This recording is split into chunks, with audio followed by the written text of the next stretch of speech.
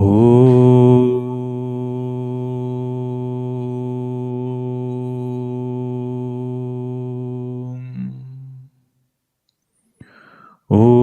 Sahana Vavatu Sahanau Bhunaktu Saha Viryam Karavavahai Tejasvinavadhitamastu ma vidvishavahai.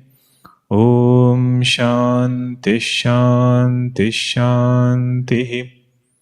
Sadashiva Samarambham Shankaracharya Madhyamam Asmadacharya Paryantam Vande Guru Paramparam. Ramo Rajamani Sada Vijayate Ramam Ramesham Bhaje Ramena Bihata Nishacharachamu Ramaya Tasmai Namaha. Ramanasti Parayanam Parataram Ramasya Dasosmyaham. Rame Chittalaya Sada Bhavatu Me Bho Rama Mamuddhara. Samasta Jana Kalyane Niratam Karunamayam Namami Chinmayam Devam Satgurum Brahma Vidvaram Satgurum Brahma Vidvaram. Om Shri Chinmaya Satgurave Namaha. Om Shri Chinmaya Satgurave Namaha. Om Shri Chinmaya Satgurave Namaha. Om Shri Chinmaya Satgurave Namaha. Om Shri Chinmaya Satgurave Namaha. Om Shri Chinmaya Satgurave Namaha. Om Shri Chinmaya Satgurave Namaha. Om Shri Chinmaya Satgurave Namaha. Om Shri Chinmaya Satgurave Namaha. Om Shri Chinmaya Satgurave Namaha. Om Shri Chinmaya Satgurave Namaha. We'll chant 7th verse onwards, the values portion. Amanitvam adambhitvam ahimsa kshantirarjavam acharyopasanam shaucham Sthairyam Atmavinigrahah Indriyartheshu Vairagyam Anahankara evacha Janma mrityu jara vyadhi dukkha doshanudarshanam Asaktiranabhishvangah putradara gruhadishu Nityam cha samachittatvam Ishtanishtopapadtishu Mayi chananya yogena Bhaktiravyabhicharini Vishase vitvam Aratirjana samsadi Adhyatmajnana nityatvam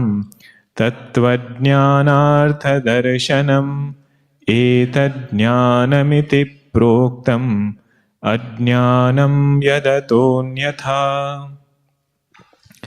The last line is very beautiful. Etadjnanam iti proktam ajnanam yadatonyatha. If our life is reflecting these values, then we are living a life of knowledge. Contrary to these values, it is a life of darkness or ignorance. We had seen one more verse before this. The 6th verse was talking about what are the effects of vyavahara on our mind. All of that is part of kshetra. Ichha, dvesha, sukham, dukkham, sanghataha chetana. Sanghataha chetana means that consciousness which is reflected in conditioning. And dhrutihi. Shankaracharya said not only the consciousness reflected, but also there is a vritti, a thought which identifies with the assemblage of body and mind, which continues until prarabdha is there. So whenever we get a question, if we get a question, where does reflected consciousness belong to? What does this verse say? Sanghataha chetana is kshetram. Reflected consciousness is part of Kshetra. It's very good to get these questions, but most importantly, finding validity in Shastra, where exactly precise pointer is given. Etat kshetram samasena. All of this, in brief, I have explained to you.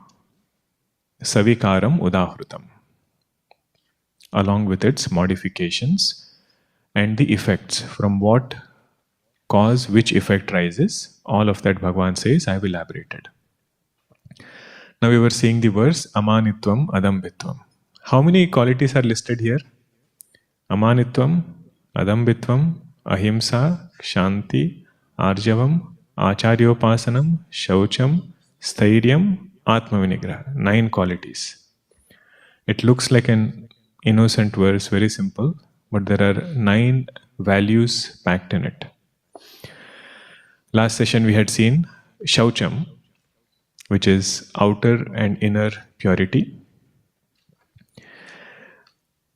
One more point to note about these values is, just like any other value, it is not time bound. Honesty, for example, it doesn't have a time limitation. This quality is more important to note for Shaucham. Cleanliness, it is not only during certain times, particularly home, if somebody is visiting, Shaucham gets high priority.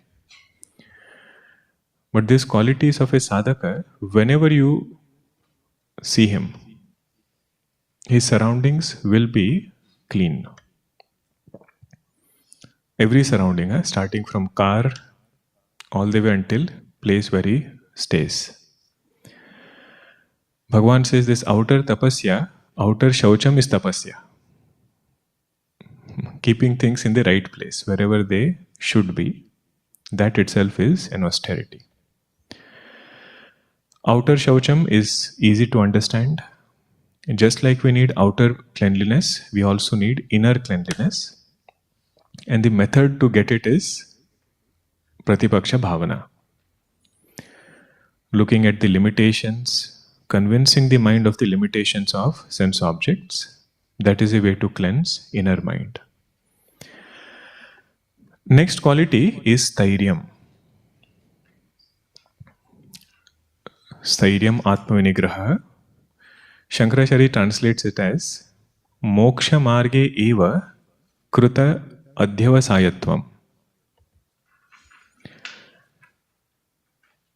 The firmness to stay on the spiritual path, in spite of being incompetent, in spite of lacking certain qualifications, in spite of facing certain setbacks.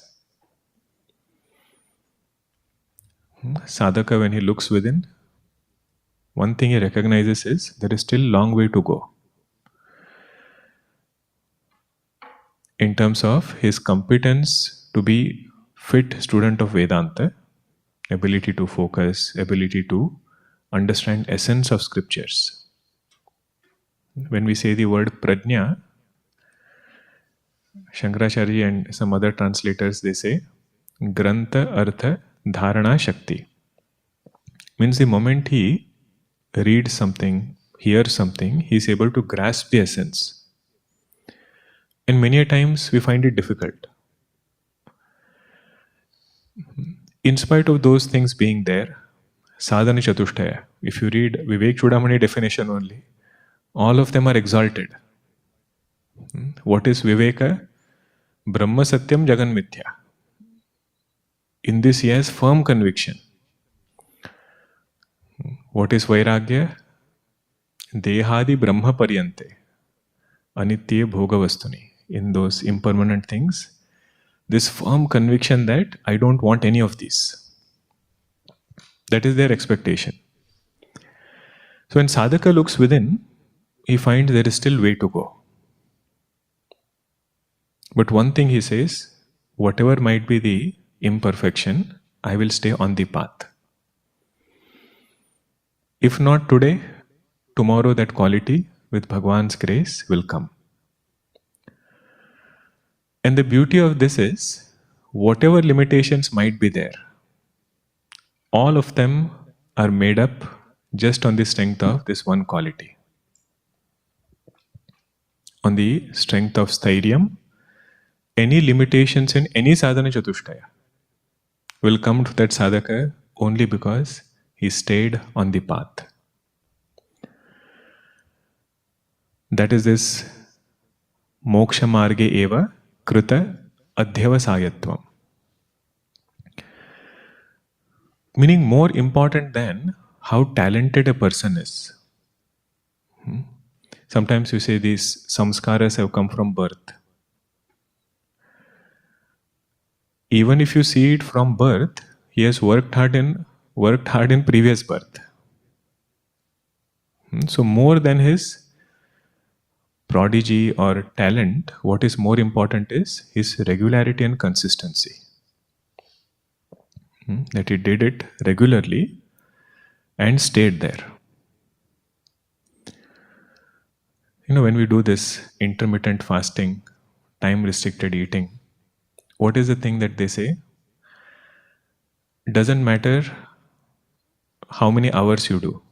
I mean, it matters, but that is not the only thing. What matters more is how consistently we are doing it.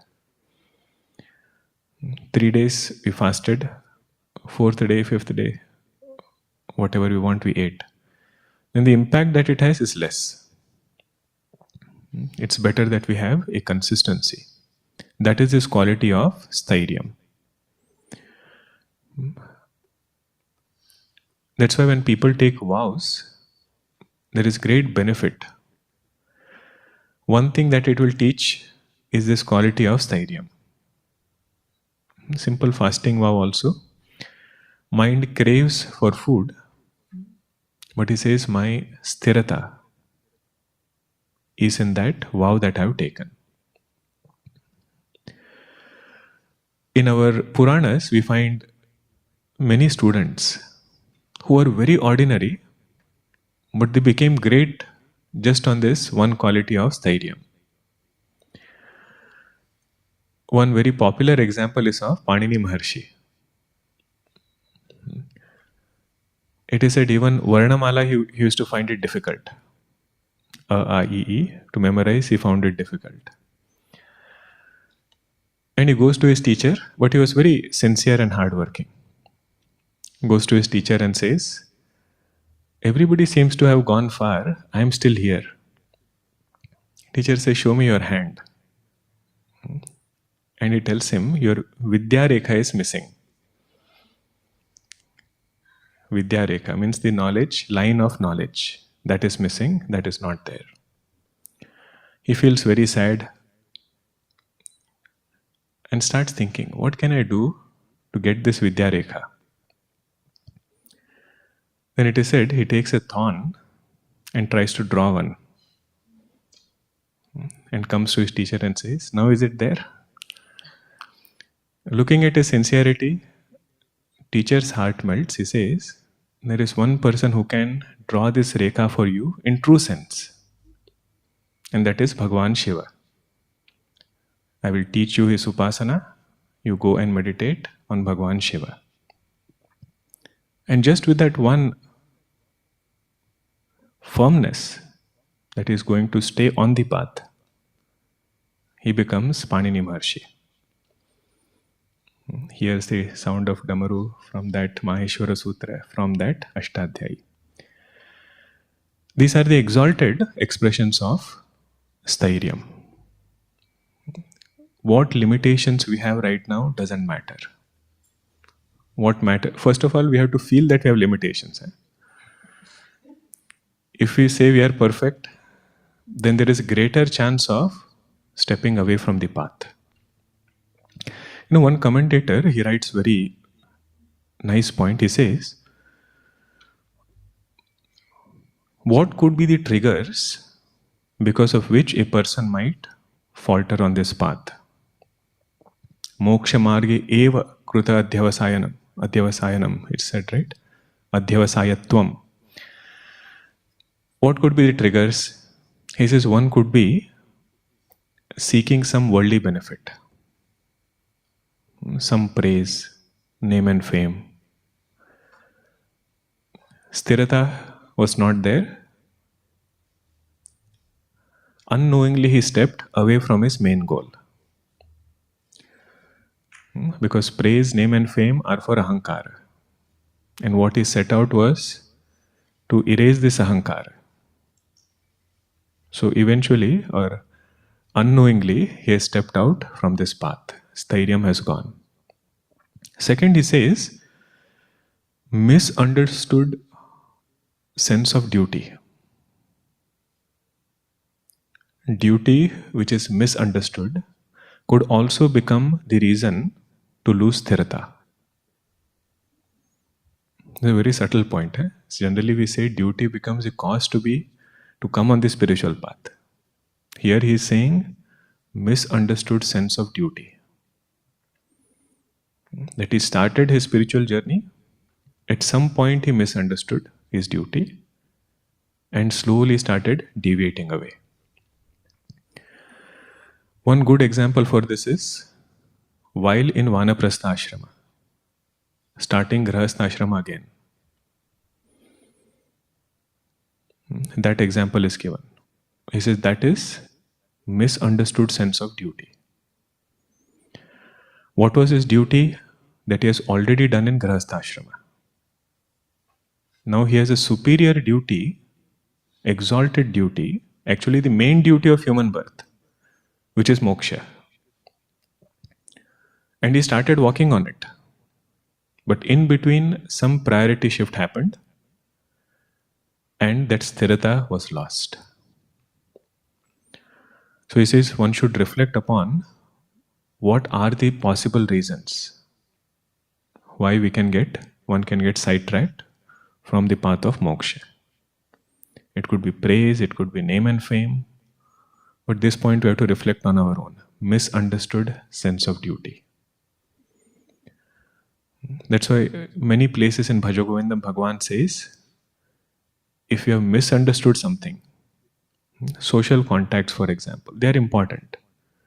But if I misunderstand the value of social contact and say I don't have time for Govinda, then Bhagavan says think differently. This is one aspect of it. What are the causes because of which person might lose this sthirata?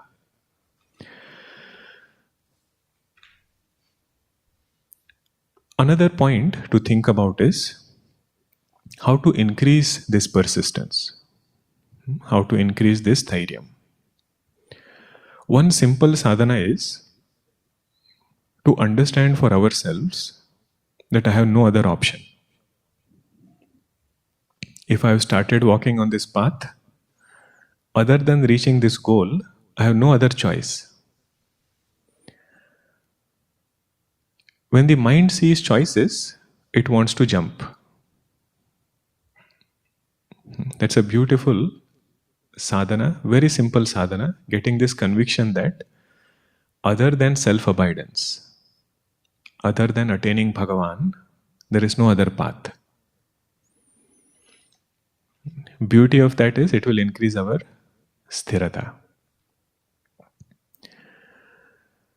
And they say, whenever we start walking on the path of goodness, there are many obstacles. Shreyamsi bahu vignani. And it is said, particularly devatas, they don't want to see any jiva getting moksha. So they put many obstacles. Where do devatas reside? Sense organs. Each of our sense organs have a devata. So the moment they see this person is doing sadhana, they feel our oblations are not going to come. How do devatas derive their strength? Through oblations. The traditional meaning of that is oblations offered into fire. Through that, devatas become strong. That's why when Asuras, they wanted to defeat devatas. Brahaspatiji, when he is insulted, he comes on earth, and what does he propagate? Charvak Siddhanta. He says, no need to offer these ahutis. Where is life after death? So if ahutis are not offered, devatas become weak. Devatas become weak, asuras can defeat them. The point is, even devatas put lot of vigna. So what is sthirata here? In spite of those vignas, staying on the path. Different vigna. And one commentator, he writes, this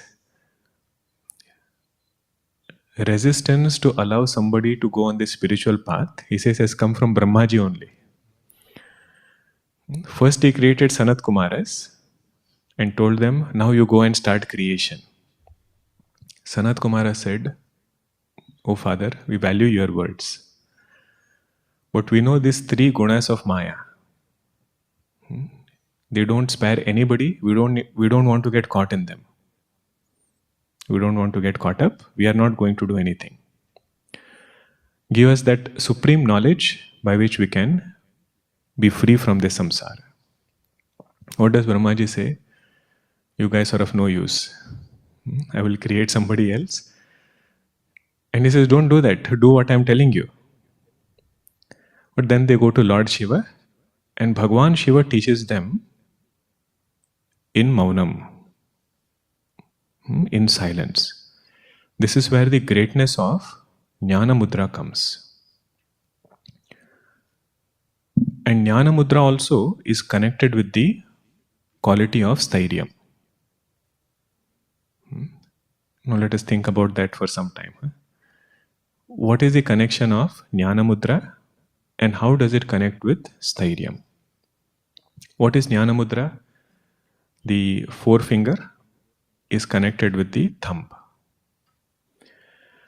In Sanskritam, this finger is called as Tarjani.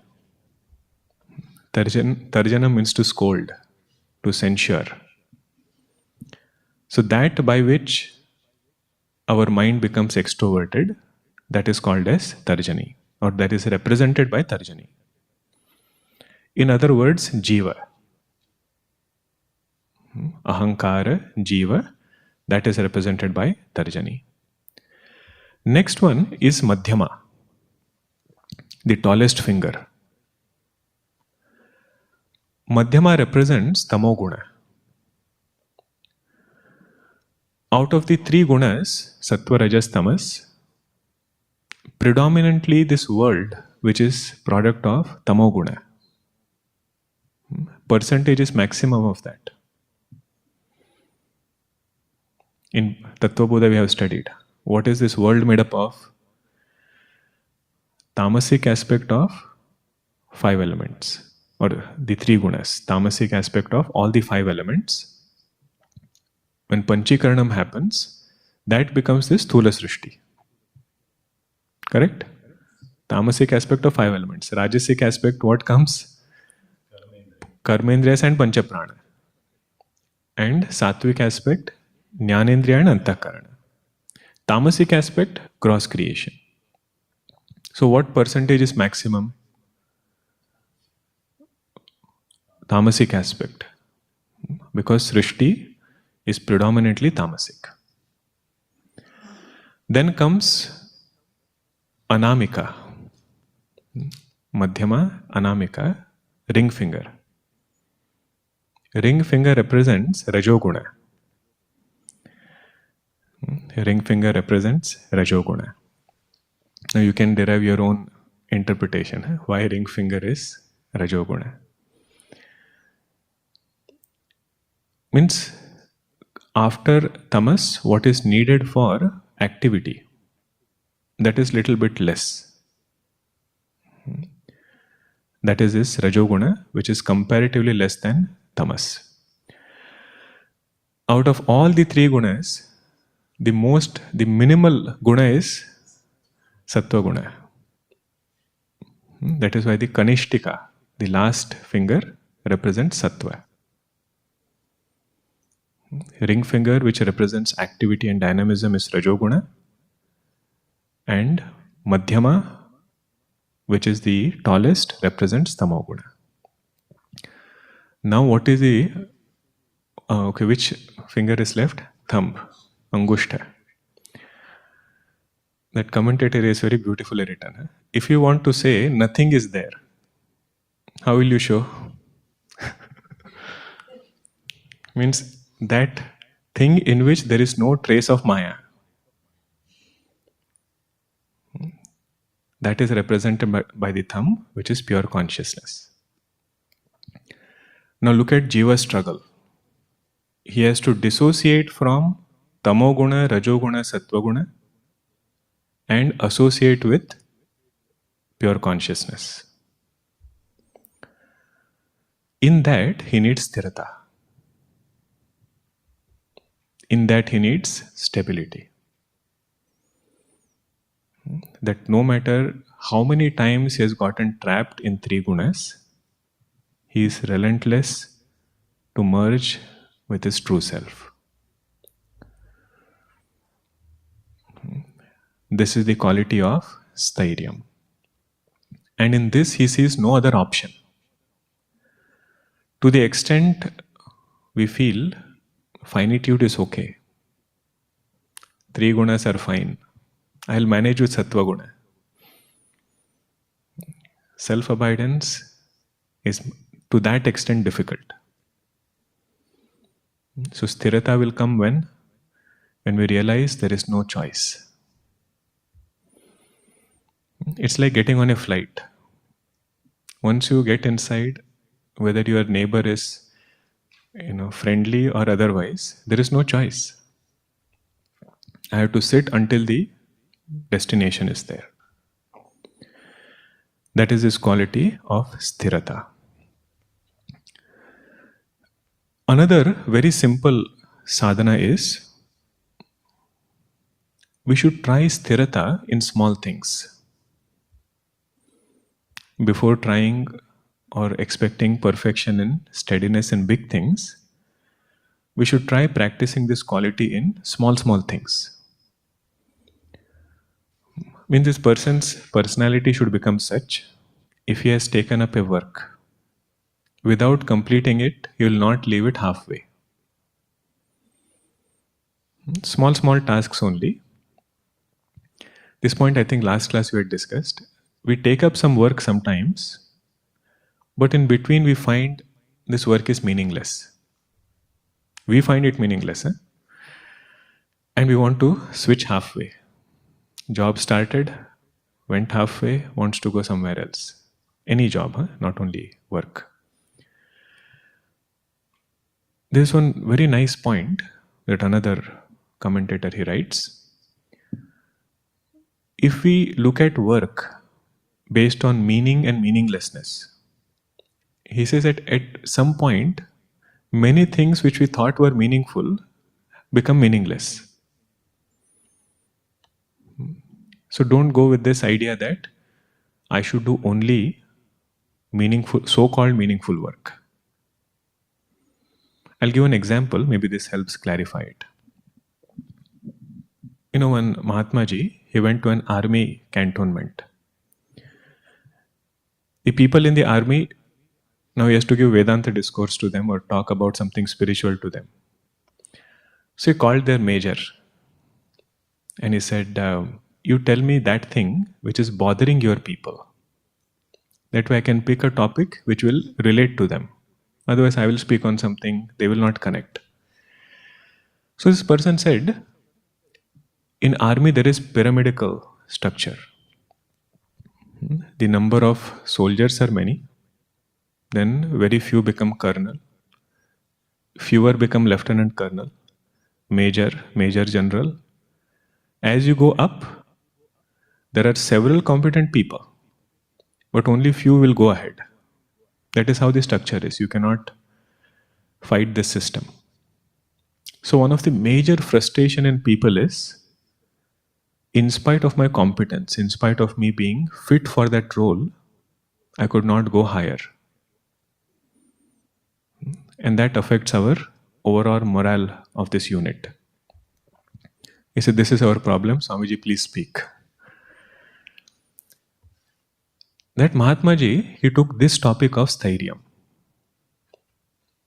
That was his address to army people. He said, if we only look at outer benefit of a work, you can't avoid discrepancy. Means a work that we take up, that work will have two benefits. Outer benefit in terms of how I am getting promoted. Inner benefit in terms of how my mind is getting purer. How my peace is increasing. Happiness is increasing. That is inner benefit. If our attention is only on outer benefit, then you can't avoid discrepancy. Somebody will be Major General, somebody has to be Lieutenant Colonel. But if we pay attention to inner benefit, he said the ability of purity that a soldier has is the same purity that the Major General has. In that there is no competition, in that there is no discrepancy also. Means it is not that the one who is top of the ladder will get greater purity and one who is down will get lesser purity. So if that person is feeling my work is meaningless, he said pay attention to this point. If you feel it is meaningless, very likely our attention is on outer benefit alone. If we pay attention to inner benefit, then this quality of sthirata will manifest. Means person will continue to do things without dropping it halfway because he is focusing on inner benefit. That is his quality of sthirata. Other examples which are very popular, you must have heard that story of the old man planting a mango seed. When prince comes to him and he says, the old man asks him, do you want this sweet mango? Prince eats it. But he sees this person is planting mango saplings. And he says, how old are you? He says, I'm 80 years old. Do you think you'll be able to enjoy this fruit?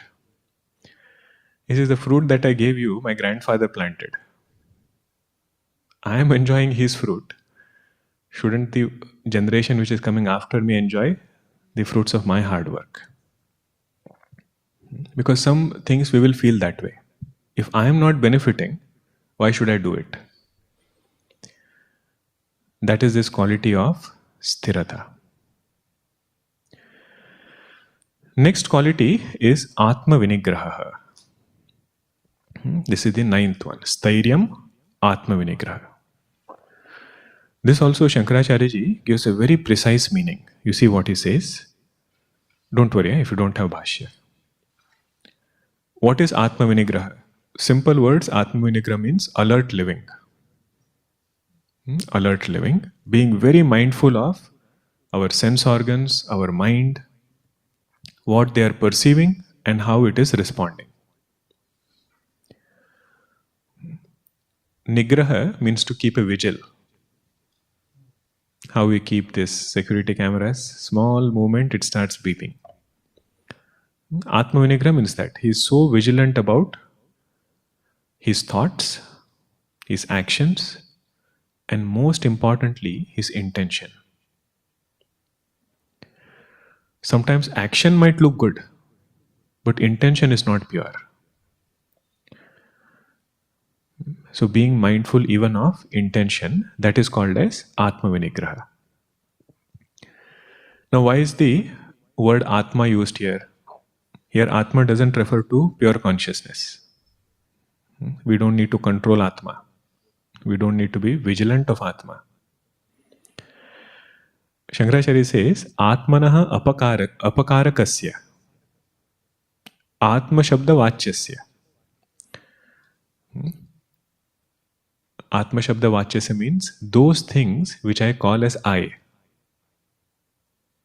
But really speaking, they are my own enemies.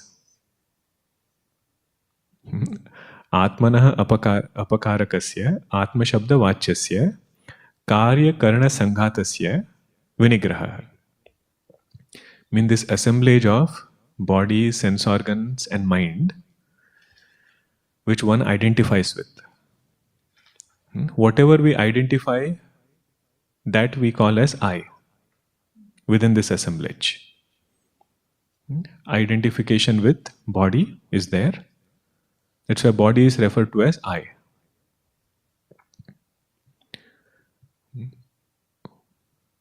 If body is tall, person says, I am tall.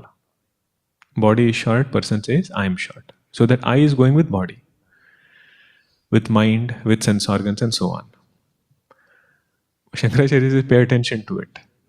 Even though you call it as I, if they are not tamed properly, those same things will become our enemy. This point, Bhagavan Krishna also said, Bandhuratmatmanastasya yena atmana eva jitaha. If I win my mind and sense organs, then they are my friend. If I don't win them, there is no other option. Anatmanastu shatrutve. Even though it is called as Atma, even though I call it as I, those things will behave like my enemy. Now, this point you have to sit down calmly and think. What becomes the main project now? To befriend each sense organ. What is the inimical nature of ear? Listening to paraninda. Listening to somebody else's shortcomings or criticism. Same with eyes. Same with every sense organ, organ of perception. Befriending that means making sure that it is going towards right things. If person loses friendliness with tongue, good enough to become his Shatru. One sense organ, if it is not befriended, that sense organ will become our enemy. And one out of these 5 Shatrus or 10 Shatru is sufficient. That's when Srimad Bhagavatam, when Raja Prithu, he has darshan of Bhagavan, what does he ask for? Give me 1,000 years so that I can listen to your glories through all of them. 1,000 years means what? May I never hear anything which is inauspicious. Bhadram karnebihi shrunuyama. May we listen to auspicious things. Then mind is taken care. Mind is actually very innocent. It doesn't do anything by itself. Whatever we put from outside, it churns. That is this quality of Atmavinigraham, where he is very, very careful of what he is feeding the mind.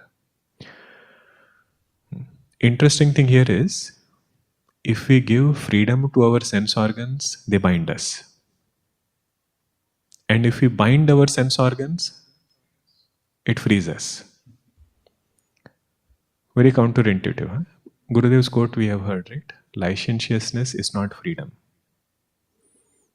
Licentiousness means what? Sense organs are allowed to be free. That is actually binding us. And more we bind them, it will free us. Now, this Atmavinigrahah, right? Shankaracharya said, or Bhagavan Krishna said, be vigilant about your sense organs. But one who starts doing it, his main question will be how? Because it's not easy to just change our habits. Mind naturally goes towards things, conversation, certain things that it likes to hear. Shankaracharya ji gives a very unique method of controlling mind and senses. You see what he says? Vinigraha swabhavena sarvatah pravrittasya sanmarge eva nirodha Atmavinigrahah. Means those senses and mind which are by nature turbulent. They would have gone to several things which are not supposed to be thought of. In spite of this being the case, if we can give that path, that sense organ, a noble path to walk on, very easily it can be controlled. So what is asked here is not some kind of suppression. What is requested here is positive diversion. Sanmarge means noble path. In this mind and sense organs should be given something noble to hold on to.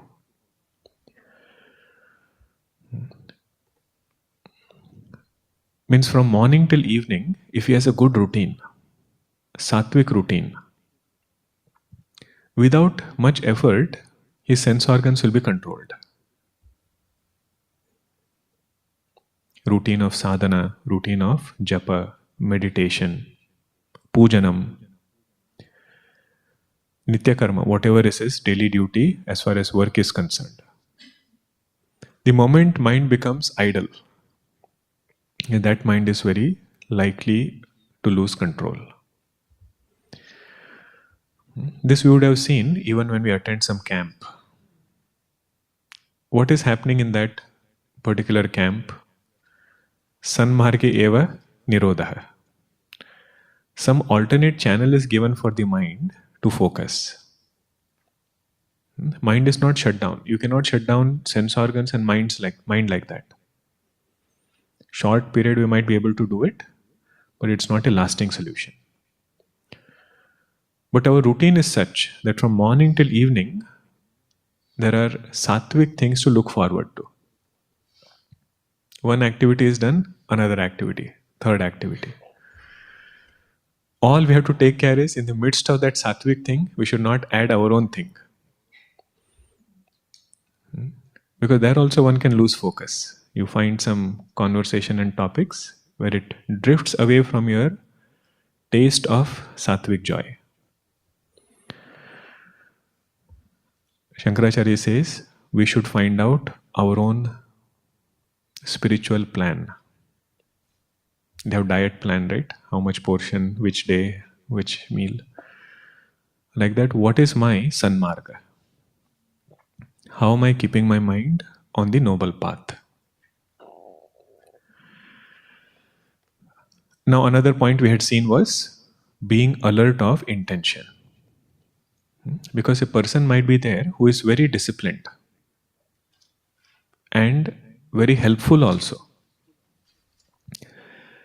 But while helping, if this thought comes that I am helping others, he says that thought will become our obstacle for self-abidance.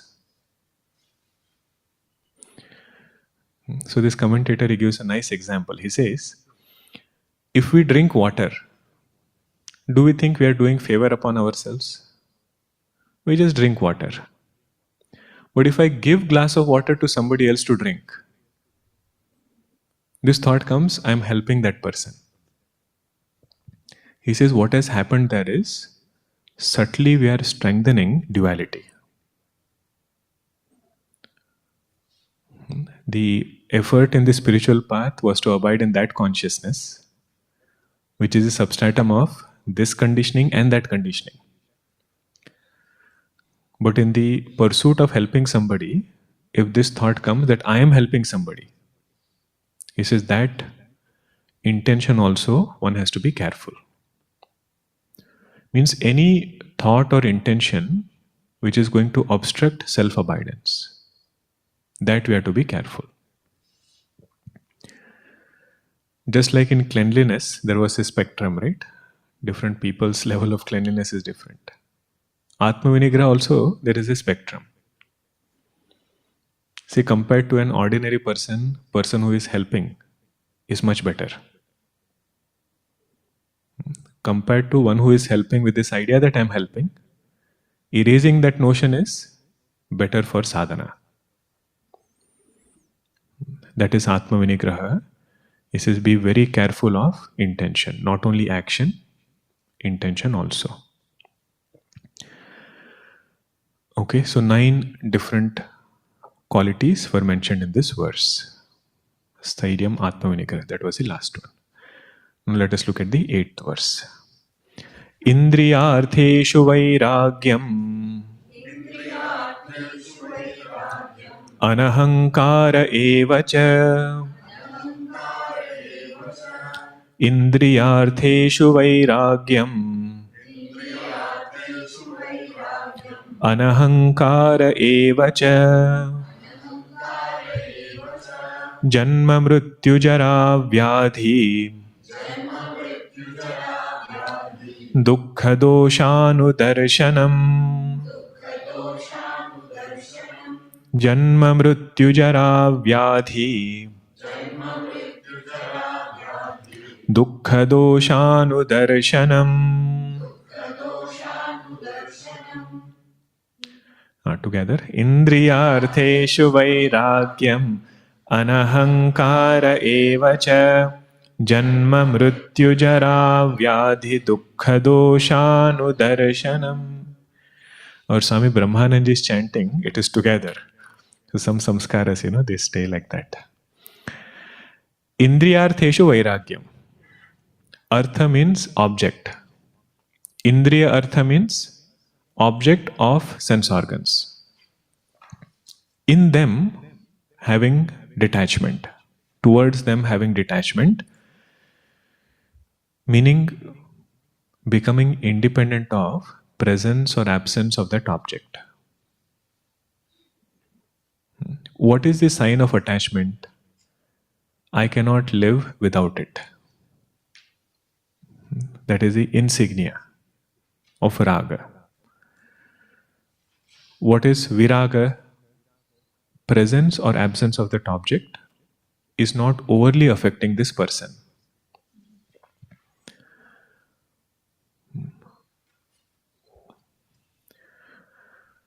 Now this also we have to understand contextually. If it's a bothering object, then it is better that we keep away. Like we have how they do it for addictions. They don't say presence or object, it should not matter. There is no other option but to stay away from it. But a stage should come when one grows out of it. So presence or absence doesn't matter, is higher state of Vairagya. Initial state is wherever mind is helplessly getting drawn, there it should be pulled back. Another way to look at this verse is how to get Indriyartheshu Vairagyam is second line. Janma, Mrityu, Jara, Vyadhi, Dukkha, Dosha, Anudarshanam. Means by seeing limitations in all these things and including sense objects. Dosha Darshanam will become the main sadhana for withdrawing the mind back. But one thing we have to notice, indifference is not the meaning of Vairagya. Bitterness towards people, becoming aloof in the place that we live, that is not healthy Vairagya. Of course, you will find examples. Great Mahatmas showing that Vairagya. Bhagavan Rama only showed that in Yoga Vasishta. But for sadhana, that is not given as primary Vairagya. Primary Vairagya is right thinking. One should understand the limitations, consequences of going after those things. And this feeling that, may I have this thing, this notion should not come. For Socrates, they say he was standing in front of a shop, window shopping, looking at things, and stood for a long time. So that person comes out and asks him, it's been long, sir, do you want to buy something? You're not made up your mind, not brought anything for last 2-3 hours. He said, no, I was appreciating how happy I am without all these things. Sometimes that vichara also we should do. Wherever the mind takes us and says, This thing, if it would have been there, it would have been nice. First, look at limitations of that thing. And second is, I can still be happy without those things.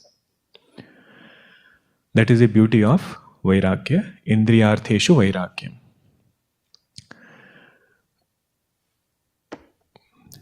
One thing to note here is, our initial sadhana will start in educating the conscious mind. That mind which takes decision. That mind which has misled us several times. Swami Akhandananji, he has one statement. Before understanding mind is mithya, we get to understand mind is mithyavadi. Before understanding mind is false, we should be able to appreciate mind has promised me false things. Where there was no joy, it showed me joy. And certain objects, it said it is joyous. After getting it, it said it is not joyous anymore. So that is training the conscious mind. That mind which takes decisions.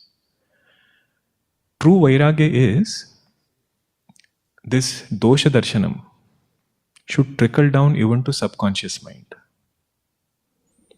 Because our real boss is subconscious mind. Who presents us desires? Conscious mind is only implementer. Subconscious mind, what we also call as vasanas. So those vasanas which are sitting inside, they are pushing, they are forcing us to do several things. So Vairagya percolation first will happen with conscious mind in terms of decisions that we take. But true benefit starts coming when it percolates even to subconscious mind. Means even in dream, he doesn't think about those objects. That is the beauty of this Indriyartheshu Vairagya. Next quality is Anahankara evacha. Anahankara. Ahankara means pride. Anahankara means no pride. Previously we saw amanitvam. Then we saw adambitvam. What was amanitvam? Atmanah shlaganam tat abhavaha. Not having the tendency to talk about oneself. And adambitvam. What was adambitvam? Not having the tendency to bring out good qualities. Swadharma prakatikaranam dambaha. Abhava of that is called as adambitvam. Now again anahankara has come. How will you distinguish anahankara from amanitvam, adambitvam? It looks similar. So commentators, they have taken the effort to clarify how this anahankara is different than amanitvam. Ahankara here refers to this notion that I am better than others. Ahankara here specifically means the notion of Gaurava Buddhi, means I am better than others. And they say one has to be more careful if one is a sadhaka. Because the moment somebody starts doing sadhana, they will have certain choices. Food choices will change, routine will change, the places where they go, several things will alter. But if this thought comes, that because we are doing these things, we are better than somebody who is not doing these things, he says that is called as ahankara. And absence from this is anahankara. Long time back, we had seen one Sufi story. They were doing this whole night vigil. They have to stay awake whole night. In Sufism, one night they do this. And all of them were awake until 12 o'clock. They were praying, they were chanting something. But that 2 o'clock to 4 o'clock time, early morning, no matter which sadhana it is, you feel drowsy. So one by one, somebody sat taking support of wall and dozed off. Somebody on the floor, somebody here, somebody there. Even the main mullah who was there, he also dozed off. So one Sufi saint, he was with his son. And that son tapped on him and he said, "Father, look, everybody is asleep, only we both are keeping vigil. Everybody is asleep, only both of us are following this vow." That Sufi saint tells him, "Son, rather than having this thought, it is better that you go to sleep. Rather than thinking that we are better than others because we are awake, it is better that we also go to sleep." That quality is Anahankara. Whatever sadhana a person does, it should not create sense of greatness. What is the obstacle here? Sadhana is always done with conditioning, either with body or with mind. And having a sense of superiority in sadhana indirectly is identification with conditioning. So Anahankara will help sadhaka there. If sadhaka is wanting self-abidance, then even having pride in exalted conditioning of body and mind will become his obstacle.